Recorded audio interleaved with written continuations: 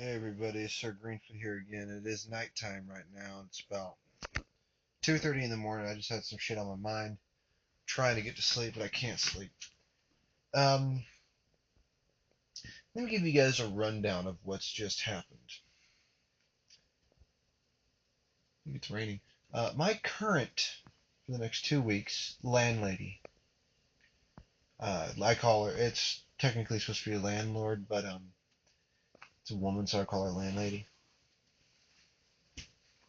Kind of a form of respect. Told me this morning before I went to work that well, let me give you a premise for the situation. I've been living with her for 5 months.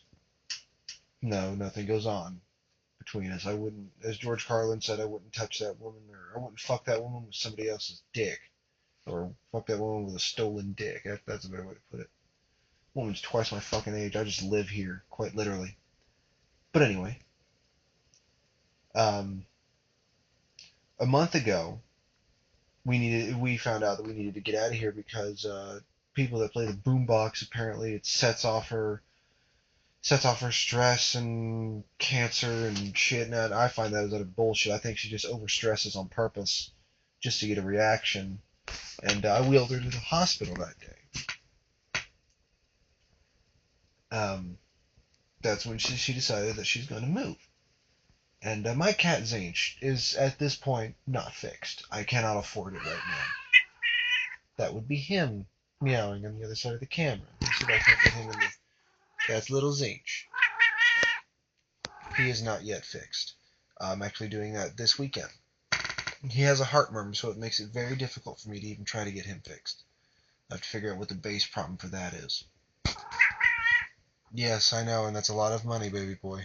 He's only a year old. Um, but it's made it very difficult for me to find a way to get him fixed.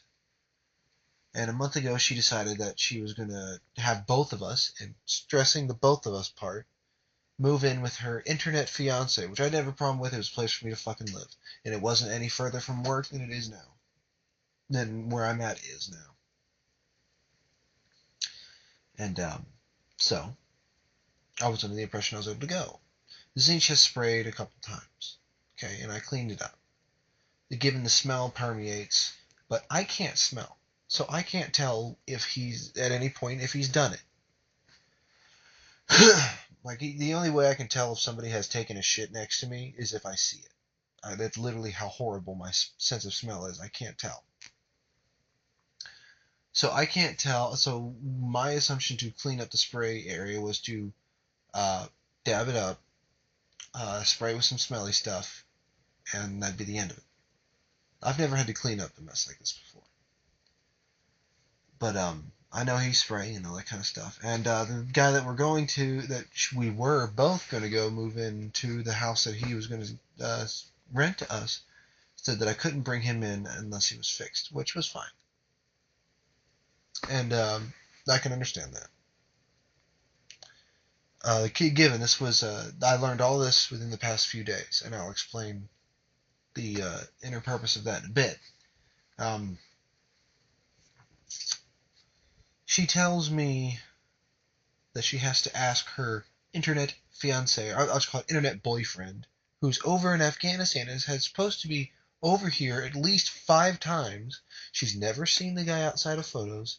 He proposed to her within 2 weeks of meeting on the internet.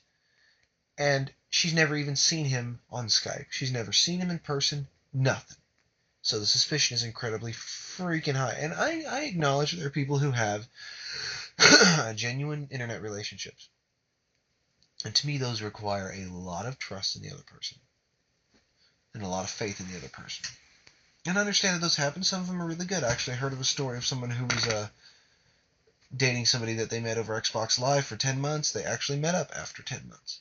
But this woman's 48 years old, found somebody, she's had 3 failed marriages and claims she's in love with this guy that she's never seen before. So, there's a problem right there. And then I found out this morning that Robert, that's his name, I'm just going to call him Bob, that Bob does not want me moving in with him and her because He wants to just be him and her. This morning marks 2 weeks, and I've got nowhere else to go. So I have a 2-week notice to get the fuck out, because she's moving into this new place at the beginning of the month. So I have a 2-week fucking notice. Yeah, buddy, it's a pain in the ass, isn't it? I have a 2-week fucking notice. And she claims that it's my fault because I kept my room dirty. And first off, I work a lot. I ride my bike to work a lot. Actually, all the time. So I'm tired as hell. And my ex-fiance from a year ago took my car. Well, not my car, but took the car that I was making payments on for both insurance and car payment. So I was kind of SOL on that, and I'm still recovering from that. I'll go into that mess in a separate video. I got a hair hanging off of me.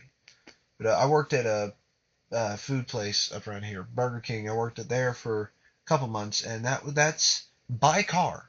That's 15 minutes away, uphill and downhill, several times. I live by the beach, which I think I stated in one of my previous videos. That's 40 minutes by bike to there, 40 minutes from there. In the middle of the night, I was a closer. So I'd work from 5 usually, no, yeah. And no, actually anywhere between 4 and 2 in the morning. So yes, I get a little grumpy. And I'm tired as hell. So what do I do when I come home? Come in here, put my shit down, fall asleep. Get up the next day. I would usually leave work at about, I'd usually leave for work at about, if I had to work at 4, I'd leave at about 3. Give me just enough time to get there, be comfortable, maybe stop somewhere, stop at Taco Bell and grab something to eat.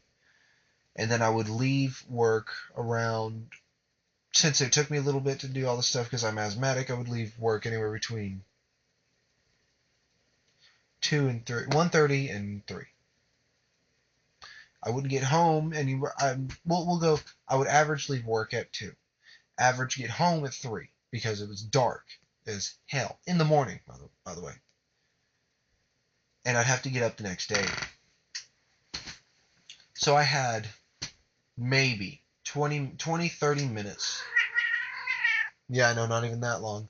20, 30 minutes at best of time spent awake at this house before I had to go to work.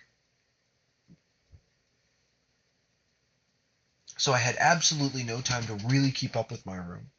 I had my days off, but those days off were usually spent out grocery shopping, 1 or 2 times with my friends, which I barely see anymore, or having to go to Ohio for a couple days for some other issues, which I will cover in a later video. It's too long, or hospital visits for my asthma. So I'm pretty booked on a regular freaking basis. And I had a 2-week period where I didn't have a job because I had to leave Burger King. What did I do majority of that time? Ran around town trying to fill in applications.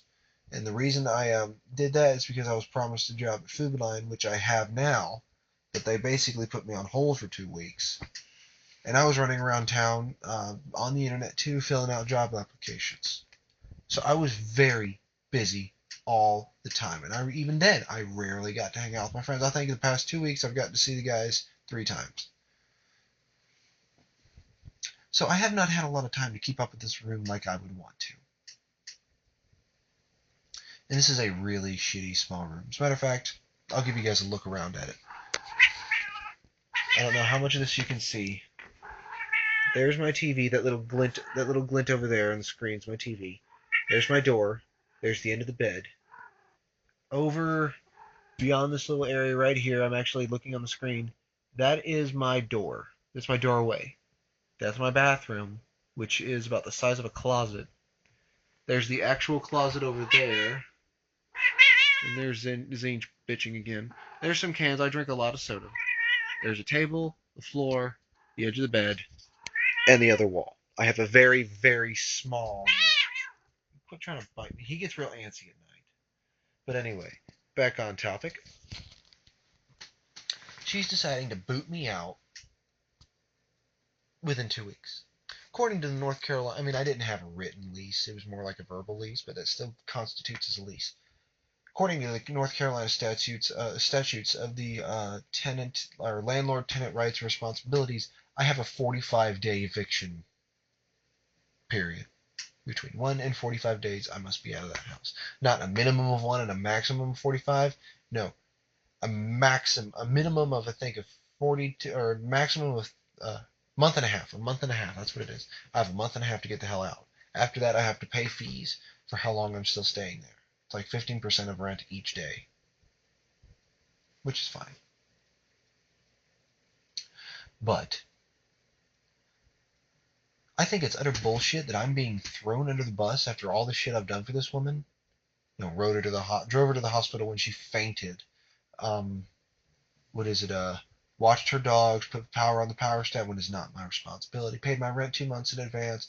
Bought food more times than I care to count. Paid the water bill for her once.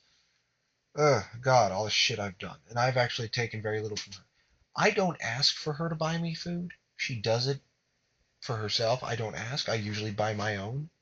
I don't ask for her to buy me food, and I usually don't eat the food she does buy. That's not out of disrespect. She gets nasty stuff. I buy my own sodas 9 times out of 10. If she wants to go out and get them, by all means, and if she wants to give them to me, okay. But I'm not going to feel obligated to ask her or to make her buy them. That's not my goal. But as it stands, I have, actually, I think less than 2 weeks, yeah, 12 days to find somewhere else to live. Me and my cat have 12 days to find somewhere else to live. Because somebody, she didn't also, whenever she found out about this place, she didn't clear with them first that I had a cat. And the whole time I've been staying here, she's been lying to the landlord. I didn't know about this till a month and a half after I moved in. She's been lying to her landlord about the fact I have a cat. So she said to keep it a secret the whole time. Keep in mind, she's a good Christian lady, and I'm an atheist. I was under the impression she told. There's actually one time I tried to show my cat to the people just so they can, see him. She kind of took that out from underneath me. Yeah, you remember that, don't you, buddy? Hush. No, shut up. But